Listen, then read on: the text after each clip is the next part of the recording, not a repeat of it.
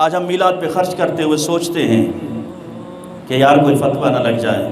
کچھ عرصہ پہلے، آپ 2-3 سال پہلے کی بات ہے کہ آپ خود اس بات کا ملاحظہ کرتے تھے کہ روڈ گلیاں سجے ہوا کرتے تھے، لیکن اب 2-3 سالوں سے معاملہ الٹ ہے۔ کیوں؟ کہ وہ میسج جو آ گئے کہ میلاد کہاں سے ثابت ہے، جھنڈیاں کس نے لگائیں، لڑیاں کس نے لگائیں۔ جو صحابی اپنے باپ کا سر کاٹ کر حضور کے قدموں میں ڈال دے، وہ میلاد کی جھنڈی نہیں لگا سکتا تھا۔ جو صحابی اپنے والد کا سر کاٹ کے حضور کے قدموں میں یہاں سے کان سے پکڑ کے، ابو عبیدہ بن جراح حضور کے سامنے آئے اور والد کا سر پکڑا ہوا، یہاں کان سے، شاپر میں نہیں ڈالا، کپڑے میں نہیں ڈالا، ادب سے نہیں اٹھایا، دونوں ہاتھوں سے نہیں اٹھایا، کان سے پکڑ کے میرے آقا کے قدموں میں ڈال دیا۔ میرے آقا نے فرمایا یہ کیا کر دیا ہے؟ وہ عرض کرتا ہے یا رسول اللہ، آپ کی شان میں گستاخی کر رہا تھا، سر کاٹ کے آپ کے قدموں میں پھینک دیا ہے۔ اب وہ صحابی دو دیگیں میلاد کے نہیں پکا سکتے تھا۔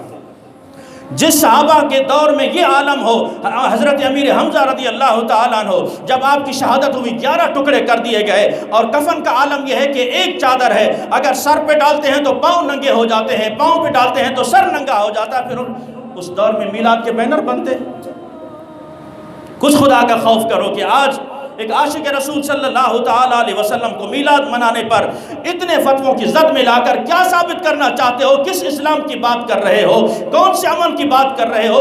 جس نبی صلی اللہ تعالیٰ علیہ وسلم نے پوری دنیا میں، پوری کائنات میں امن پھیلایا، اگر امن پھیلانا ہے تو میلاد کو عام کرو، اپنے گھروں کو سجاؤ، اپنے دلوں کو سجاؤ۔ یہ بات الگ ہے کہ اگر ہمارے اعمال میں کوتاہی ہے اور ہم بار بار کہتے ہیں کہ میلاد منانے سے پہلے نماز کے پابند بھی ہو جاؤ تاکہ دوسروں کو موقع نہ ملے، دوسروں کو موقع نہ ملے، نمازوں کے پابند ہو جاؤ، صوم و صلات کے پابند ہو جاؤ۔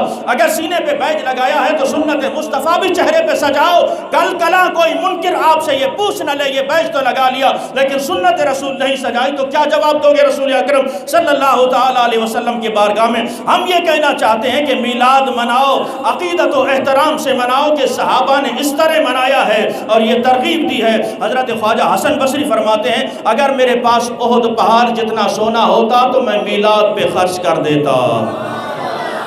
لگائیں گے گھروں پہ جھنڈے، لڑیاں لگائیں گے اللہ کے گھر میں؟ اگر آپ یہ وعدہ کر رہے ہیں تو عزیزان محترم یہ خوب جان لیجئے، دلوں کے حال اللہ جانتا ہے۔ ہمارا کہنے کا مقصد صرف یہ ہے کہ اگر ہم حضور صلی اللہ تعالیٰ علیہ وسلم سے سچا پیار اور اس سے وفا کرنا چاہتے ہیں تو آئیے حضور صلی اللہ تعالیٰ علیہ وسلم کے اپنے گھروں میں تذکرے کرو، اپنے چھوٹے